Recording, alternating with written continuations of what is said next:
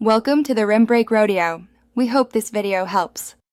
Start by opening your model and entering Enscape Live View to preview changes. Place a spotlight entity where you want focused illumination in the scene.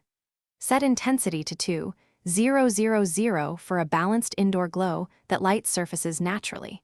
Adjust cone angle to 25 degrees to focus light without creating harsh edges.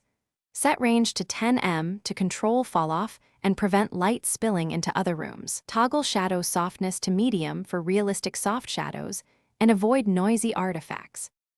Position matters for believable lighting and viewer comfort in the render. Raise the spotlight approximately 2.5 above floor height to mimic a ceiling fixture. Offset horizontally about 0.5 from center to avoid direct glare in camera sightlines. Aim the spotlight by adjusting rotation with a pitch between 20 and 40 degrees toward the surface. Fine-tune yaw until the beam covers the intended area without lighting unwanted geometry. Preview changes in Enscape to confirm shadows and highlights appear natural. After basic placement, refine intensity and cone settings for mood and realism. For warm accent lighting, lower intensity to 1,200 to reduce bloom and glare. Increase cone angle to 45 degrees when you need softer, wider illumination across a surface.